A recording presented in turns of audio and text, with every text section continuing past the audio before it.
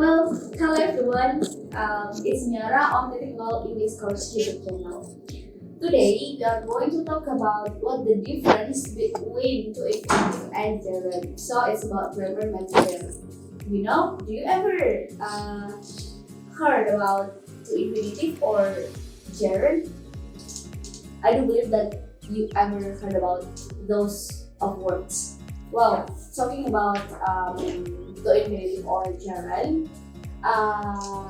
they can be a subject or object. So based on Collins' Colville Learner's Pocket Dictionary, to infinitive is just like two plus from one or from two plus compare infinitive. For example, to learn, to think, to check up, to work, to negotiate, or everything. And then for gerund, based on Cambridge English Dictionary, it's like verb plus ing. For example, reading, sleeping, studying, etc. And let's move about the similarity of to infinitive and gerund. Well, the first one, as I mentioned before, gerund and to infinitive, they can be subject. For example, like this. For example, like this. Running is my hobby. Running, gerund, is my hobby. Is as a verb, my hobby as object. And then, to master English is my dream. To master, it can be subject, is verb, and my dream is object. Beside of subject, it can also become object. For example, she regretted leaving the party so soon. It's a gerund, it's leaving the party.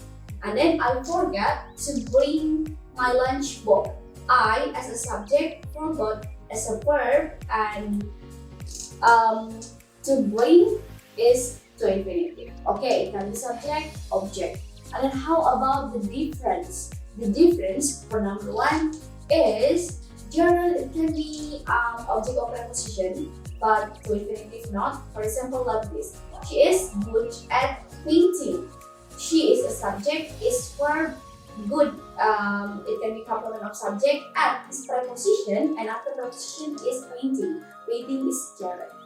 And then gerund, it used for action, like it's already finished. For example, I considered joining the maths Olympiad.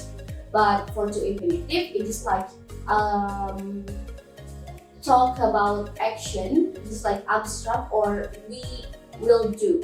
For example, I'd like you to pick me up tomorrow. Okay. So how to use to infinitive? The first one, to is to infinitive after adjective. For example, it is difficult to identify the right person for the job. It was hard to remember the company's name, or it seems too easy to spot other people's mistakes. And then for to infinitive after certain verb, it is like for example, like avoid, prevent, and then consider, etc. You can search on Google certain verb for to infinitive. For example, like this. The speakers agreed to open Q&A section. The result appeared to show a difference in sales, and the principal has arranged to hold a meeting with parents. Okay, so infinitive, it can be also explain about our purpose. For example, like this. They separated into two groups to get the work done faster. The figures were checked to make sure they were correct. And then the last one, they should come punctually to welcome the guests. Okay, so how about gerund? Gerund, it can be subject, Like I mentioned before, it can be object or it can be object of preposition. I will give you example for object of preposition like this. He is interested in going to college. You just need to focus on completing your tasks. And then Ethan is really good at telling a story. And then the last one, it can be complement of subject, or we can say in bahasa subject complement. For example, like this. Our assignment is writing an essay. His new habits are watching YouTube and playing games. And the last one, my previous job was teaching English. Okay, for to infinitive has several terms. For example, like this. The first one is simple infinitive. For the term is just like 2 plus verb. For example, her plan is always been to return to her homeland. Next ada perfective infinitive. For example, for the term is 2 plus have plus verb 3. For example, she hoped to have earned the gold medal by the time she was 20. Next, there is perfect progressive infinitive. For the term, it is like 2 plus have plus been plus present participle. For example, we wanted to have been hiking by now.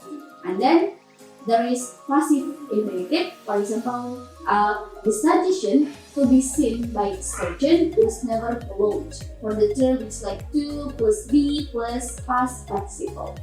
And then the last one, there is passive infinitive. Perfect passive infinitive.